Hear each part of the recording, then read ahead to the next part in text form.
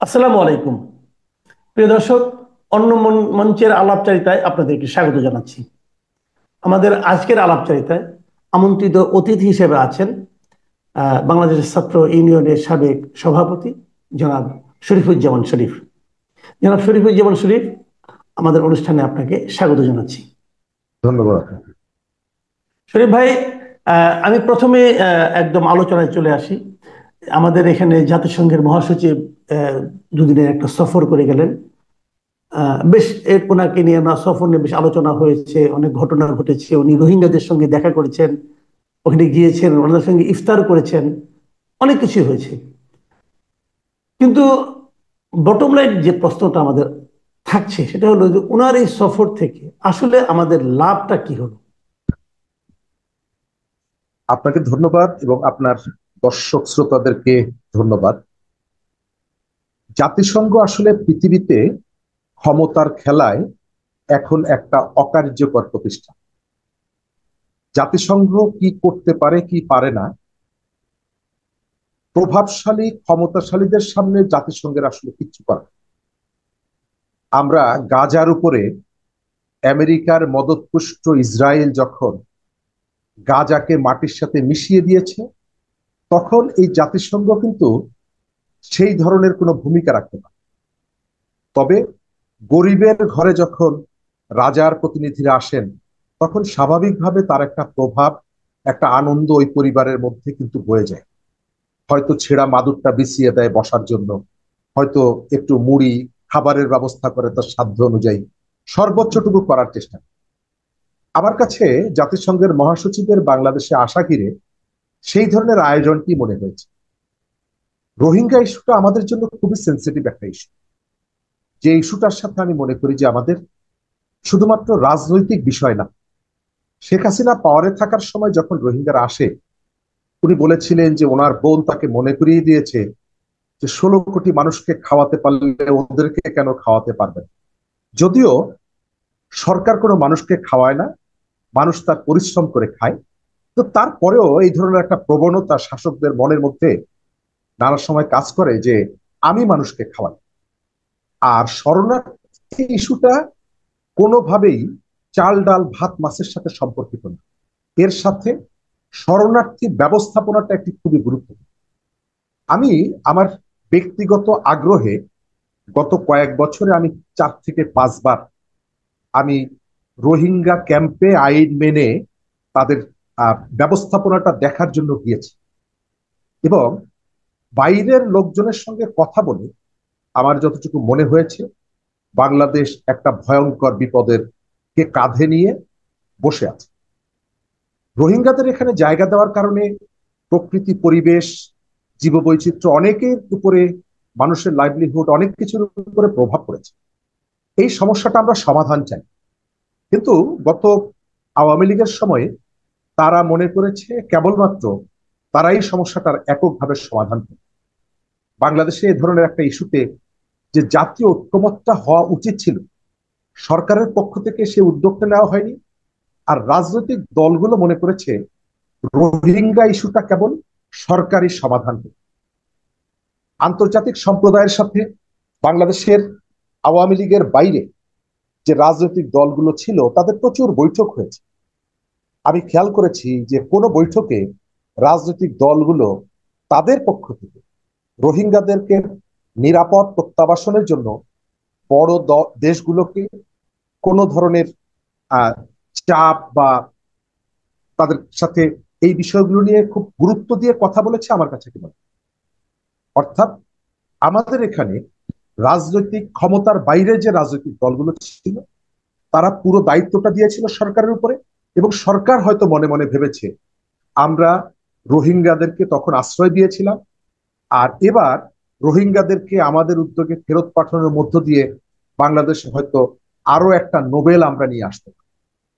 কিন্তু পুরো বিষয়টা আমাদের এখন গলার কাটা হয়ে গেছে। আর এই সংকটটা সমাধানের জন্য জাতিসংঘের মহাসচিব এসেছিল, কিন্তু তার আসার বিষয়টায় আমার কাছে একটু গ্যাপ লেগেছে। প্রথমত, তিনি এসেছেন এবং যাওয়ার সময় যেটা বলে গেছেন দুটো বিষয়। একটা হচ্ছে রোহিঙ্গারা এই সময়কালে যে সংকটটা মোকাবেলা করছে, সব থেকে গুরুত্বপূর্ণ সংকটটা হচ্ছে তাদের খাবারের জন্য যে বরাদ্দটা ছিল সেটাকে কমিয়ে ফেলা, এবং এটা জন প্রতি 8 টাকা এসেছে। এর ফলে সেখানে পুষ্টির অভাব দেখা দিবে, তাদের খাদ্যাভাব দেখা দিবে, অন্যান্য সমস্যাগুলো আছে। মহাসচিব এটি জানতেন যে তাদের খাবারের খরচটা কমানো হয়েছে এবং এর ইম্প্যাক্টটা কি সেটাও তিনি জানেন। আমাদের সরকারের সাথে বৈঠক করার পর তিনি বলেছেন তিনি ফিরে গিয়ে এই বিষয়টা নিয়ে আন্তর্জাতিক সম্প্রদায়ের সাথে কথা বলবেন। আমার কাছে মনে হয় ব্যাপারটা উল্টা হওয়া উচিত ছিল। যেহেতু তিনি জানেন যে এখানে একটা খাদ্য সংকটের মুখে পড়ছে এরকমের দেশহীন একটা বিরাট জনগোষ্ঠী, সুতরাং আগে তাদের সাথে কথা বলে এসে তিনি যদি এদেরকে প্রতিশ্রুতি দিতেন যে আমি কথা বলেছি এবং এই প্রতিশ্রুতিটুকু আপনাদেরকে দিয়ে যাচ্ছি, আমরা এটাকে কন্টিনিউ করি, তাহলে বিষয়টার গুরুত্ব পেত। এক। দ্বিতীয় জায়গাটা আমার কাছে খুব খাপ ছাড়া মনে হয়েছে, তারা যে গোল টেবিল বৈঠকটা করেছে এবং সিলেক্টিভ কতগুলো পলিটিক্যাল পার্টিকে ডেকেছে এবং সেখানে বাংলাদেশের সংস্কার ইস্যুতে তারা ভূমিকা রাখতে চায় এই প্রস্তাবটি করেছেন। রাজনৈতিক দলগুলোর সাথে আলাপ আলোচনার মধ্য দিয়ে একটা সমঝোতা করতে চান, এটা তারা বলেছেন। আমার কাছে মনে হয় এটা হলো আগ বাড়িয়ে একটা মাতব্বারি করার চেষ্টা। কেন? তবে সেই চেষ্টাটার পেছনে অন্য একটা পলিটিক্স আছে। কারণ কি? কারণটা হচ্ছে, আপনারা কি কেউ জাতিসংঘকে ডাকা হয়েছে যে সমঝোতা করার জন্য? না। এর আগে কিন্তু আপনার মনে আছে স্টিফেন নিনিয়ানকে ডেকে আনা হয়েছিল, তারাঙ্ককে ডেকে আনা হয়েছিল, তারা সমাধান করতে পারেননি। এবার আপনি ডাকলেন না। রাজনৈতিক দলগুলোর মধ্যে আমি এখন পর্যন্ত নির্বাচন ইস্যুতে বড় কোনো ডিফারেন্স কিন্তু দেখিনি। ছোটখাটো যে বিভক্তিগুলো, ভিন্ন মত আছে, তারা কিন্তু পরস্পর বসছে, যেটা আগে কিন্তু হয়নি। প্রধান উপদেষ্টা ডাকার সঙ্গে সঙ্গে বসছে সবাই। ঠিক সেই মুহূর্তে আপনি এই প্রস্তাবটা কেন দিন? তাহলে কি আপনি বলতে চাচ্ছেন যে এই ধরনের কোনো সম্ভাবনা কি আছে যে ডক্টর ইউনূসই এই জাতিসংঘের ভূমিকার কথাটা তারা বলুক, এটা চাচ্ছে, অথবা উনি ওনার আগ্রহে এটা হয়েছে, এই ধরনের কিছু কি আপনি আসলে মিন করছেন কিনা? আমি আগের যে প্রশ্নটার উত্তরটা তার মধ্যে এটা আছে। আমার ধারণা যে জাতিসংঘকে বা সরকারের যে মেয়াদ কালটা, এটা প্রলম্বিত করার ক্ষেত্রে হয়তো হুম। জাতিসংঘকে মাঝে রাখার একটা ইচ্ছা আছে। বুঝতে পারছি। গতকালকে বৈঠক থেকে বেরিয়ে বিএনপির মহাসচিব জাতিসংঘের এই উদ্যোগটা নিয়ে এক ধরনের উষ্মা প্রকাশ করেছে। তবে ওই যে বললাম যে যেহেতু রাজা এসেছে আমাদের গরিবের ঘরে, আমরা অনেক কিছু চাইলেও তো প্রকাশ্যে বলতে পারি না। জি। যেখানে সংকটটা নেই সেখানে এসে এই ধরনের প্রস্তাব দেওয়ার পেছনে সম্ভবত, এবং আপনি দেখেছেন যে নতুন যে দলটি গণ অভ্যুত্থানের ভেতর থেকে নতুন যে দলটি গঠিত হয়েছে, তাদের প্রতিনিধিরাও সেখানে ছিলেন। তো এই দলটি কিন্তু এখনো নিবন্ধন পায়নি। একই সাথে বাংলাদেশের নিবন্ধন পায়নি, গত 15 বছরে নিবন্ধন দেয়নি আওয়ামী লীগ সরকার বা আওয়ামী লীগের অনুগত ইলেকশন কমিশন, এই ধরনের অনেকগুলো রাজনৈতিক দল আছে। আপনি তাদেরকে ডাকলেন না, শুধুমাত্র এই দলটিকে ডাকলেন অনিবন্ধিত দল হিসাবে। এর ভেতর থেকে আমি কতগুলো রহস্য অনুমান করি। সরকারকে একদিকে মোরাল সাপোর্টটা দেওয়া, জাতিসংঘ দেখাতে চাইছে এই সরকার যে সংস্কারের উদ্যোগগুলো গ্রহণ করেছে, এই উদ্যোগগুলো আসলে বাংলাদেশের একটা বিরাট পরিবর্তন এনে দেবে। আমরা এই প্রক্রিয়ার সঙ্গে আছি এবং জনগণকে বোঝানো জাতিসংঘের মতো একটি প্রতিষ্ঠান এই সংস্কার উদ্যোগের সাথে আছে, সুতরাং তার গুরুত্বটা তোমরা বোঝার চেষ্টা করো। তারপরে হচ্ছে সংস্কারটাকে একটু দীর্ঘ মেয়াদি করে সরকারের মেয়াদকালটাকে আরো বাড়িয়ে দেওয়ার ক্ষেত্রে রাজনৈতিক দলগুলোকে একটা রাজি করানোর চেষ্টার একটা উদ্যোগ হতে পারে। জি। একদম সরকার যখন পরিষ্কার। এই আলোচনাটা ডাকবে, জি। আমি এখানে তখন থামি। রাজনৈতিক দলগুলো সরকারের মুখের সামনে অনেক প্রশ্ন হয়তো পরিষ্কার করে বলতে পারবে না, কিন্তু জাতিসংঘ যদি থাকে তাহলে লজ্জা শরমের কারণে অনেক সময় কুইনাইন খাওয়ার মতন করে রাজনৈতিক দলগুলো বাধ্য হয়ে এটি গিলতেও পারে। সেই কারণে জাতিসংঘকে এর মাঝে যুক্ত করার একটা প্রচেষ্টা আমার কাছে থাকতে পারে বলে আমি সন্দেহ করছি। জি, জি, একদম পরিষ্কার। আমি এখন এর সঙ্গে একটু প্রাসঙ্গিক আরেকটা প্রশ্ন করছি। সেটা হলো যে এই মানে ওনার সঙ্গে বৈঠকের পরপরই ডক্টর ইউনূসকে আমরা বলতে শুনলাম, এটা উনি ওনাকেও বলেছেন এবং জনগণের উদ্দেশ্য বলেছেন, উনি দুটো প্যাকেজ দিয়েছেন, যে ছোট প্যাকেজ এবং বড় প্যাকেজ। আমরা এই ধরনের প্যাকেজের কথা তো আগে বিভিন্ন সময় পেয়েছি বিভিন্ন ব্যবসায়িক কর্মকাণ্ডে, এমনকি গ্রামীণ ফোনও মাঝে মাঝে প্যাকেজ দেয়। তো এই যে ছোট প্যাকেজ বড় প্যাকেজ, ডিসেম্বর আগামী বছরের জুন, এই যে প্রস্তাবগুলো ডক্টর ইউনূস সাহেবের, এটাকে আসলে আপনি কিভাবে দেখছেন? প্রথমত, গত 8 মাসে নির্বাচন ইস্যুতে ডক্টর মোহাম্মদ ইউনূস বাংলাদেশের গণমাধ্যম অথবা বাংলাদেশের রাজনৈতিক দলের সাথে সুনির্দিষ্ট করে কোনো কিছু কথা না বললেও তিনি বিদেশি গণমাধ্যম এবং বিদেশি প্রতিনিধিরা যতবার এসেছেন তাদের কাছে নির্বাচন বিষয়ে তার অভিমত দিয়েছে।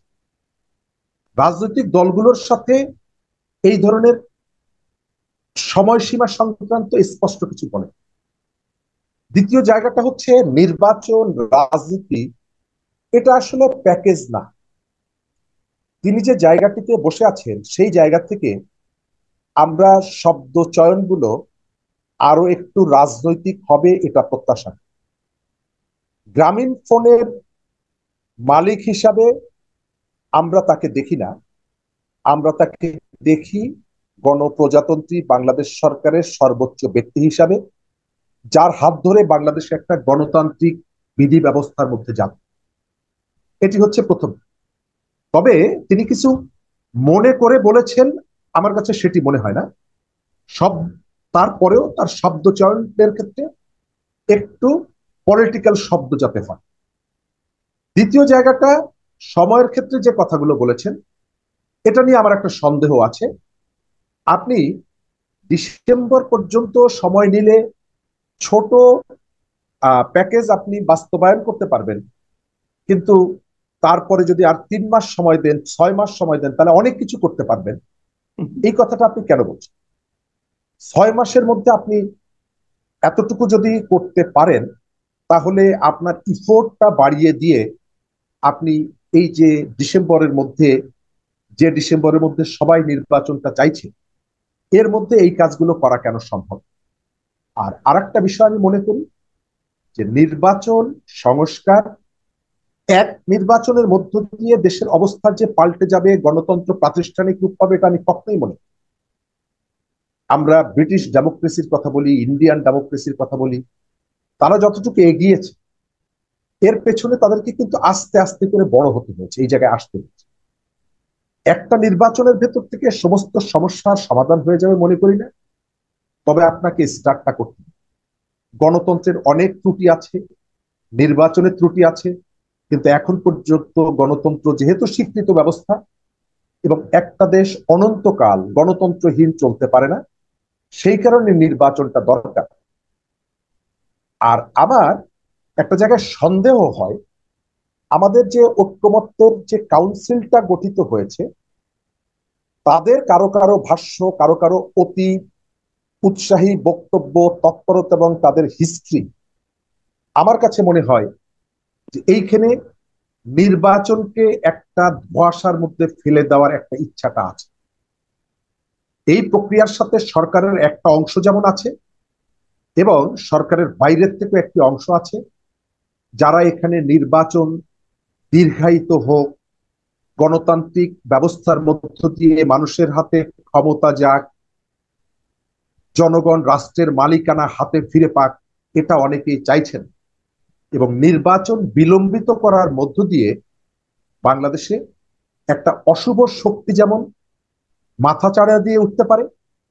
আপনি যে স্বৈরাচারকে বিদায় করেছেন তাদের জন্য একটা ব্রিডিং স্পেস হতে পারে। একই সাথে নতুন যে দলটি এসেছে, যে দলটিকে আমি অন্তত 50টা যুক্তি দিয়ে দেখিয়ে দিতে পারবো এটি সরকারের ব্লেসিং নিয়ে বিকশিত হওয়ার চেষ্টা করছে, এবং সেই কারণে এই দলটিকে আমি রাজার দল মনে করি, রাজার দল বলি। এই দলটিকে বিস্তৃত হওয়ার জন্য সরকার একটা সময় দিতে চাইছে, এবং সেই সময়ের ক্ষেপণের জন্য নির্বাচন নিয়ে এক এক ধরনের, প্রধান উপদেষ্টার পক্ষ থেকে এক ধরনের বক্তব্য,